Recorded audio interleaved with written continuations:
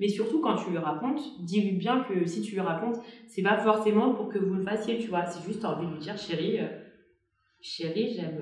j'aime les pieds.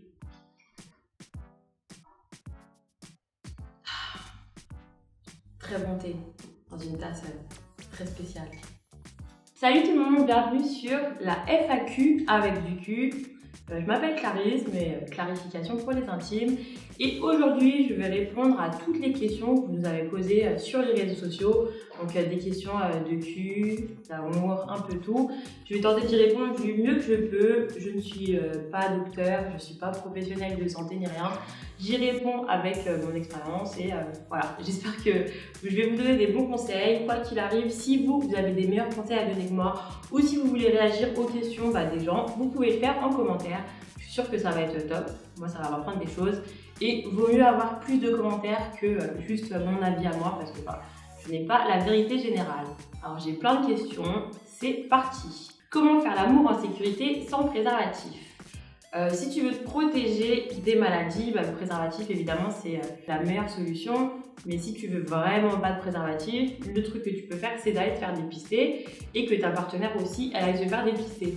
Franchement, une fois que c'est fait, que tu t'es fait dépister pour toutes les maladies possibles et inimaginables, celles qu'on voit le plus, donc je sais pas, il y a la chlamydia, la gonorrhée, le VIH, tu peux te faire dépister pour l'herpès aussi, enfin tout ça. Une fois que tu t'es fait dépister, que ta copine ou ton copain s'est fait dépister et que surtout vous montrez vos tests, vous montrez vos résultats, c'est bon. Mais j'insiste sur le montrez-vous vos tests parce qu'il y a plein de gens, ils vont me demander de le faire sans préservatif. Ils vont dire oui non mais t'inquiète, j'ai fait mon test il n'y a pas longtemps, j'ai rien. Mais qu'est-ce qui me prouve que c'est vrai déjà? C'est juste la parole de la personne, donc non, vraiment demande le papier, sur le papier tu as la date. Et ensuite, tu verras écrit négatif, négatif, négatif, négatif. Et une fois que tu auras vu ce papier, que ça sera négatif partout, c'est bon, allez-y gaiement, tu vois. Et du coup, une fois que vous avez fait votre dépistage, vous serez certes en sécurité pour les maladies, mais il y a toujours un risque de grossesse. Je ne sais pas si avec ton partenaire, vous voulez avoir un enfant tout de suite. Si vous voulez en avoir un, voilà, c'est bon, tranquille. Mais si vous ne voulez pas, du coup, il faudra que la femme, elle prenne une contraception.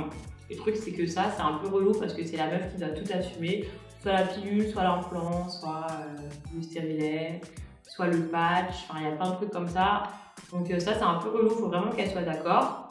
Et pour ce qui est des moyens contraceptifs masculins, il y a le slip chauffant, là. Mais franchement, je connais aucun mec de mon âge qui a mis ça. Donc c'est une éventualité, mais c'est pas très répandu. Donc ça sera archi dommage d'attraper un truc juste pour ça. Ok, le sexe c'est bien, mais ça vaut pas d'attraper toutes sortes de maladies qui peuvent rester à vie ou qui peuvent rendre stériles. Donc voilà, sérieux, maintenant un peu plus de légèreté. Ouais, la prochaine question elle est un peu plus légère. Est-ce que tu as des tips et des trucs à savoir pour qu'une relation sex-friends se passe bien et que ça dure?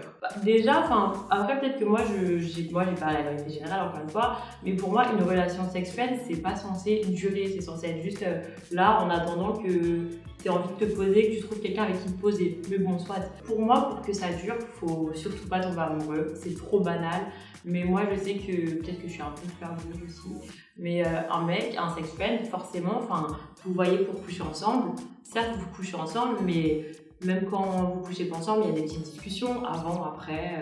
Vous parlez un peu, t'apprends à connaître la personne, c'est l'intimité. Donc forcément, il y a des moments où tu vas te dire « Ah, je suis peut-être en train de m'attacher ». Mais surtout pas, genre c'est la règle numéro 1. Il faut vraiment surtout pas s'attacher. Et du coup, j'en arrive à la règle numéro 2. Pour ne pas s'attacher, il faut vraiment éviter de faire des trucs à l'extérieur. Après, je dis ça parce que moi, je sais que je m'attache tout le temps. Si ton sex-friend, il t'emmène au resto, vous allez au cinéma ensemble, si vous faites des trucs de couple, forcément, dans ta tête, ça va être un couple. Et c'est surtout pas ce qu'on veut. Donc ça, ne pas tomber amoureux et vraiment éviter de faire comme si vous étiez un couple parce que vous n'en êtes pas l'un. Et en dernier, je dirais comme truc très important, il faut établir des règles. Genre dès le début, est-ce que vous dites que vous êtes sex-friends exclusifs? Genre vous couchez que tous les deux? Ou est-ce que ton sex-friend il peut aller voir ailleurs? Ou est-ce que toi tu peux aller voir ailleurs ou pas? Parce qu'en fait, moi il y a eu un quiproquo comme ça il n'y a pas longtemps. J'avais un plan cul et on se voyait comme ça.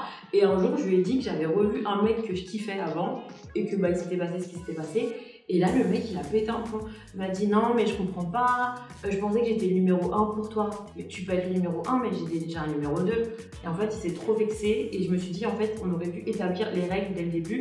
Et c'était ça qui nous manquait. Et ça aurait évité vraiment plein de quiproquos et tout. Donc, vraiment, ça. Les règles et éviter de s'attacher. Même si, moi, je t'avoue que j'ai l'impression que dans ce genre de relation, il y en a toujours un qui s'attache un peu plus que l'autre. Et que forcément, c'est pour ça qu'au début, je disais que pour moi, ça ne dure pas ce genre de relation. Mais bon, courage, à mon avis, si tu suis ces petits conseils et que tu sais ce que tu veux, que la personne en face de toi, elle sait ce qu'elle veut, bah, vous allez kiffer votre vie. Franchement, les plans cul, c'est un truc de ouf. Tu peux faire des dingueries avec eux, tu peux grave découvrir ta sexualité avec eux et voilà. Comme ça, après, quand tu auras ton partenaire avec qui ça va vraiment durer, tu sauras ce que t'aimes au lit, etc. C'est que du bénéfice, mais bon courage à toi et j'espère que tu vas pas trop t'attacher parce que on a des NSF sur des gens qui s'attachent à leur plan cul, on en reçoit quand même pas mal. Donc, attention à ton petit cœur. Prochaine question. Je n'arrive pas à faire jouir ma copine et elle ne veut pas m'aider à y arriver. Des conseils. Je vois pas trop. En fait, elle veut pas. Ok, je pense que faut que tu saches que c'est pas parce que ta copine elle a pas d'orgasme que c'est pas bien. Ça se trouve, elle a pas d'orgasme mais elle kiffe de ouf en fait. Et peut-être que pour elle c'est pas un indispensable d'avoir un orgasme. Souvent quand un mec il sait que t'as pas d'orgasme, il va tout faire pour t'en donner un à tel point que ça va devenir un peu relou. Franchement je vais pas te mentir, il va tellement faire une fixette sur ça que ça va devenir relou, ça va devenir chiant et que ça va enlever une partie de tout le plaisir. Donc du coup je comprends un peu pourquoi ta copine elle veut pas forcément te dire la façon qu'elle a un orgasme parce qu'en fait tu vas faire une fixette là-dessus, tu vas concentrer tout ce que vous allez faire sur ça et au bout d'un moment ça va être relou, ça va vous mettre la pression à tous les deux. Donc mon conseil, ça sert à rien de te mettre la pression, ça sert à rien de lui mettre la pression à elle aussi. T'inquiète, je suis sûre que vous avez une vie sexuelle super épanouie, enfin je vous le souhaite en tout cas. Bon courage, ça va bien se passer et elle en aura un jour, je te le jure. Enfin bon, okay. Prochaine question nous vient d'une jeune personne. Est-ce que c'est grave de se masturber à 17 ans? Non, enfin, pourquoi ça serait grave de se masturber à 17 ans, à 16 ans, à 20 ans? Non, tu sais, la masturbation, t'as que des points positifs. Quand t'es une fille et que t'as tes règles, tu te masturbes. Vraiment, ça atténue la douleur, ça rend heureux, ça apaise le stress, ça aide à dormir. Quand tu seras actif ou active sexuellement, tu connaîtras ton corps et ça sera encore mieux, tu vois. Donc non, c'est pas grave de se masturber à 17 ans, profite de ton corps, fais-toi plaisir. Mais forcément, il y a toujours un point négatif quelque part. Hein. Il faut pas abuser des bonnes choses, la masturbation. Ça peut devenir une addiction, surtout si tu le fais tout le temps. Si tu sèches les cours pour aller dans ton lit et te branler ou te masturber, c'est qu'il y a un petit problème. Donc profites-en, mais avec modération. Et si quelqu'un te dit que te masturber à ton âge c'est grave ou que c'est la honte ou je sais pas quoi, ne les écoute pas. Eux aussi ils doivent se masturber mais ils le disent à personne. Donc t'inquiète. Franchement la masturbation c'est super naturel, tout le monde le fait et vaut mieux commencer à 17 ans et connaître son corps quand tu vas être actif sexuellement que de commencer à 35 ans et de tout découvrir et voilà, tu feras un peu moins profiter. Donc voilà, fais-toi plaisir de toutes les façons que tu veux et kiffe ta vie. C'est trop bien de se masturber avec modération. Prochaine question. Est-ce qu'il vaut mieux un bon crachat qu'une mauvaise vaseline? Je pense qu'on parle de lubrifiant là. En fait, je savais pas que ça existait les mauvaises vaselines. Pour moi, de la vaseline, c'est de la vaseline. Donc bon, si la vaseline est mauvaise, je dirais un bon crachat. Mais pas un molar non plus parce que ça c'est dégueulasse. Crash, écoute, je sais pas. Ou sinon, investis dans un lubrifiant. Au pire, je pense que ça fera un aussi bon effet. Mais ouais, un bon crachat. La salive, ça lubrifie très bien. Donc, et c'est gratuit, donc crash. Mais après, le lubrifiant, c'est quand même un level au-dessus. Il y en a des spéciales anal, il y en a à l'eau, il y en a au silicone, il y en a plein de trucs. Donc ouais, bon courage, mais pas de mauvaise vaseline quand même. Surtout que je sais pas trop ce qu'il y a dedans et je veux pas que ça fasse des allergies, des trucs comme ça. Mais je réfléchirai à ça. J'essaierai. Je verrai ce que ça donne. Bon. Prochaine question. Est-ce que c'est grave si on aime le sexe oral pratiqué sur nous-mêmes mais que nous, on n'aime pas le faire? Je ne sais pas si c'est un garçon ou une fille qui a posé cette question, mais je me doute un peu, peut-être que je me trompe, mais souvent c'est les garçons qui disent ça, ils veulent pas faire de QI, ou ils aiment pas, ou ils refusent catégoriquement d'en faire. Par contre, ils s'attendent à ce que leurs copines fassent de même. Bon, je dirais pas que c'est grave d'aimer recevoir du sexe oral et de en faire, parce que dans le sexe, il n'y a rien qui est grave. Tant que la personne avec qui t'es, elle trouve pas ça grave, c'est parfait. Si tu sors avec une meuf qui adore sucer et qui détestes qu'on lui fasse des cunis, toi t'adores qu'on le suce, bah c'est parfait, tu vois. Si toi tu adores qu'on le suce mais tu détestes faire des cunis et que ta meuf elle est tout le temps frustrée, bah là au bout d'un moment c'est sûr que ça va poser un problème dans votre couple, tu vois. Donc je dirais pas que c'est grave, mais il faut vraiment que t'en parles avec ta partenaire. Tu peux pas tout le temps recevoir du plaisir et déjà à un moment donné sous prétexte que t'aimes pas ça et que ta meuf sur le côté elle soit frustrée ou que ton mec soit frustré, tu vois. Si par exemple ta copine elle veut que tu lui fasses un cuni et tout, bah te force pas, fais-lui comprendre que t'as pas envie et après vous verrez tout seul, hein. Si c'est un truc qui est insurmontable, bah vous allez vous séparer au bout d'un moment parce que bah le sexe c'est important quand même.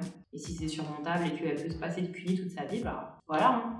Moi personnellement, je sais que j'aurais un peu de mal à fréquenter un mec qui refuse catégoriquement des cunis alors qu'il faut tout le temps le sucer. Je sais que moi je pourrais pas, mais je sais qu'il y a d'autres filles aussi, ça lui dérange pas. Faut juste que tu trouves une personne pour qui c'est pas grave et ça se passera très très bien. Donc c'est pour ça que c'est important d'en parler avant, je pense, et pas genre un an après votre relation, pour rendre compte que c'est impossible de continuer comme ça parce que bah, tu auras perdu un peu de temps quand même, puis tu auras perdu genre des heures de cuni quand même aussi. C'est un peu dommage. Mais bon, je te souhaite de trouver quelqu'un qui adore pratiquer du sexe oral. C'est sûr que tu vas le trouver, il y en a partout. Ensuite, prochaine question, des conseils pour paraître plus à l'aise lors d'un premier date. Un date. Franchement, là, les dates avec le couvre-feu, tout ça, j'avoue que les dates, ça m'effleure plus l'esprit. J'ai l'impression que les gens, ils vont plus en date. Mais ça me fait grave plaisir. Si tu poses cette question-là, c'est que tu vas sûrement à un date bientôt. Du coup, déjà, je t'envoie toute ma force. Et ensuite, des conseils pour pas être plus à l'aise. Bah, en fait, ça va être encore une fois super bidon ce que je vais te dire. Mais moi, avant d'aller à un date, à chaque fois, je me dis que je vais faire ce que je fais de mieux. Je vais tchatcher. Parce que je sais tchatcher. Je me dis, Clarisse, tu vas faire ce que tu sais faire de mieux. Tu vas parler. Et la personne, elle va te kiffer quoi qu'il arrive. Donc voilà, je pense que le seul conseil que je peux te donner, c'est d'avoir grave confiance en toi. Genre vraiment, faut pas que tu stresses, faut pas que tu essayes d'être quelqu'un que tu n'es pas, faut pas que tu essayes de faire la meuf ou de faire le mec pour impressionner. Sois toi-même et puis c'est tout. Franchement, je suis désolée, j'avoue, c'est un peu bateau. Si j'avais posé cette question à une meuf et qu'elle m'aurait répondu, bah sois toi-même, j'aurais un peu mauvaise. Mais c'est parce qu'il y a vraiment que ça à faire, genre sois toi-même et tu vas kiffer. Mais par contre, petit conseil aussi, ça c'est un peu à part, mais il faut pas que tu te sens trop en confiance quand tu es en date. Parce que j'ai vu une histoire sur Twitter il n'y a pas longtemps. C'est une meuf, elle est partie en date avec un mec avec qui elle parlait depuis, je sais pas, un mois, je ne sais rien. Elle est partie aux toilettes, elle a laissé ses affaires sur la table. Et quand tu vas aux toilettes, bah moi, quand je suis en date avec un mec, quand je vais aux toilettes, mais moi, je laisse tout sur la table. Je laisse mon téléphone et tout. Donc, tu vois, j'ai confiance. La meuf, elle est revenue, elle a plus ses affaires. Le mec lui avait volé ses affaires. Voilà, donc grave la honte pour le mec, hein, parce que voilà. Tout ce que je peux dire, c'est sois toi-même, mais ne fais pas confiance trop vite. On connaît pas les intentions les plus profondes des gens, donc garde tes affaires avec toi si tu vas aux toilettes, surtout ton téléphone, tout ça. Prends même ton sac, ok? Et ça va grave bien se passer et bon date. Je sais pas trop ce que vous allez faire comme date, là surtout bah il y a plus grand chose à faire, mais je suis sûre que vous allez trouver un truc cool. Hein. Enfin, je vous le souhaite. Voilà, en fait, j'ai voulu aller au bowling, mais c'était fermé. On a dû se balader avec nos masques, c'était archi nul, j'entendais rien. Mais c'était un date quand même. Voilà, ça va bien se passer, j'en suis sûre.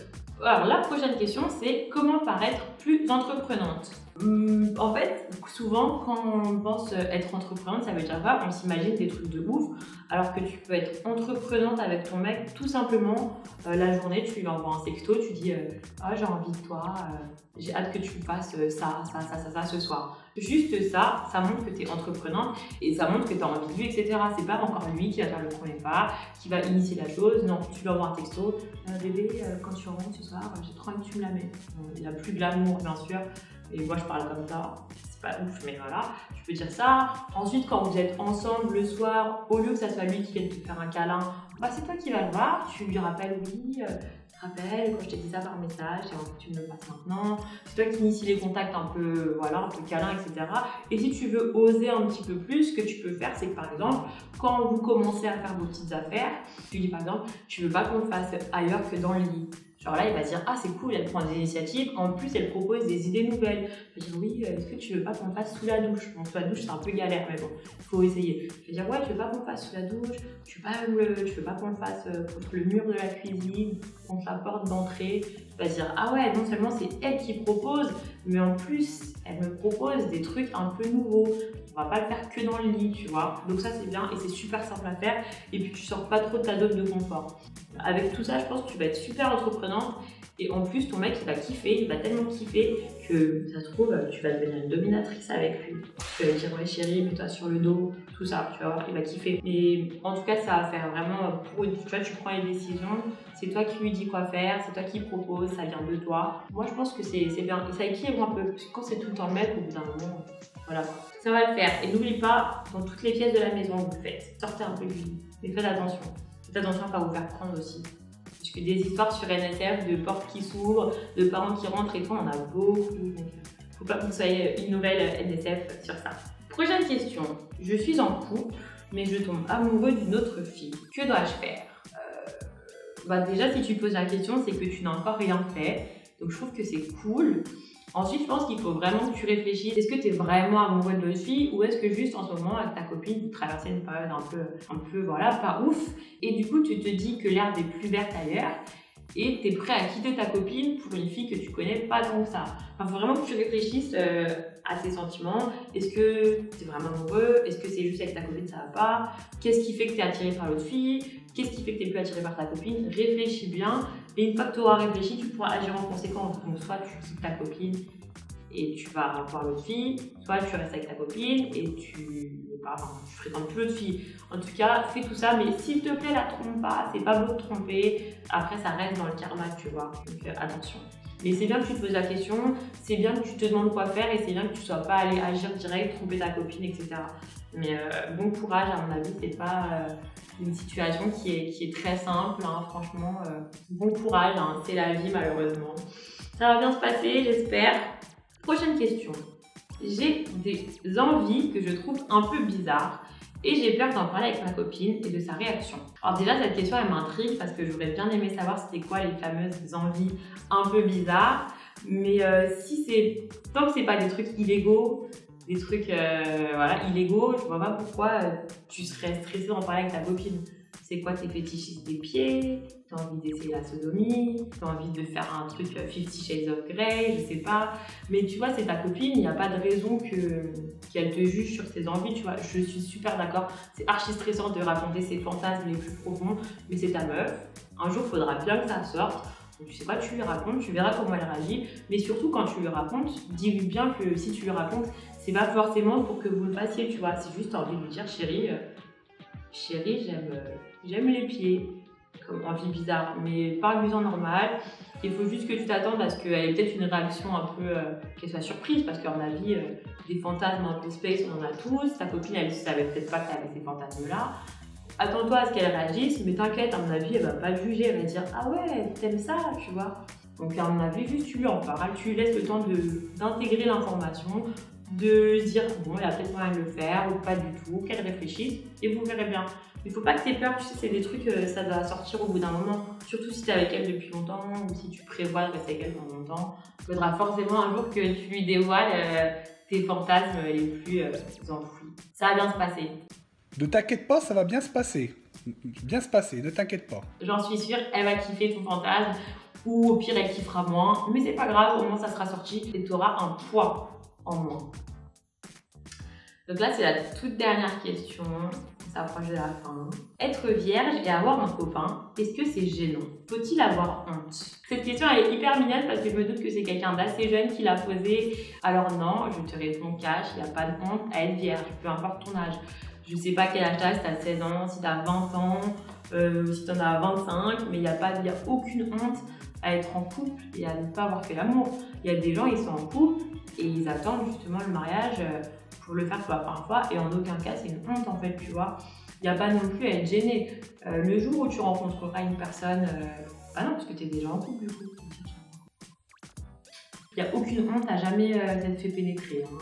Moi, mon seul conseil, c'est d'en parler à ton copain. Et si tu vois que lui, il te fait te sentir gêné ou qu'il te fait sentir que t'es honte ou quoi que ce soit, bah c'est que c'est pas le bon. Donc franchement, dégage-le parce qu'il ne mérite pas d'être ta première fois, genre vraiment, vraiment pas. Mais en tout cas, non, tu peux avoir un mec et absolument pas être sexuellement actif. Comme je disais tout à l'heure, il y a des couples qui sont ensemble pendant grave longtemps. Ils attendent. Pour la petite histoire, j'avais une copine, je ne vais pas dire son prénom parce que voilà, j'avais une copine, elle sortait avec un gars, la copine elle avait mon âge, j'avais 22 ans à l'époque, cette copine elle est restée avec son mec pendant plus d'1 an, ils n'ont jamais couché ensemble parce qu'elle était vierge, ils se sont contentés de faire les préliminaires, genre elle le suçait, ils mettaient des doigts et tout, ils n'ont jamais baisé et pourtant leur relation elle a duré plus d'1 an et demi. Comme quoi tu vois, il n'y a aucune honte à être vierge, même à mon âge, 22 ans, etc. Et ça se passe super bien aussi, tu vois, tu verras, un jour tu vas le faire. Tu vas kiffer. En attendant, prends ton temps et il n'y a pas du tout de raison d'être gêné. Vraiment, je te le dis, il n'y en a aucune. Et si un mec un jour te fait sentir gêné par rapport à ça, bah vire-le. Parce que voilà quoi. C'est bon, on est en 2020, on n'écoute plus les mecs sur ça, tu vois. On s'en fout complètement. Donc voilà. En tout cas, j'espère que c'est la première fois. Si elle sera dans longtemps ou dans pas longtemps, ça sera bien. Avec un mec qui va te mettre à l'aise et qui surtout ne te fera pas avoir honte d'être vierge encore à ton âge. Surtout que tu me parais un petit peu jeune. Donc, allez, j'espère que ça va bien te passer. Courage. Ben voilà, c'était la toute dernière question. Si vous avez d'autres questions, vous pouvez nous les poser sur tous les réseaux sociaux de Nuit Sans Folie. On y répondra. Voilà, j'espère que vous avez apprécié mes réponses. Et n'oubliez pas, si vous avez d'autres conseils à donner à toutes les personnes qui nous ont envoyé leurs questions, vous pouvez les faire en commentaire sous cette vidéo. Ça va beaucoup nous aider, ça va beaucoup les aider. Et voilà, merci à tous!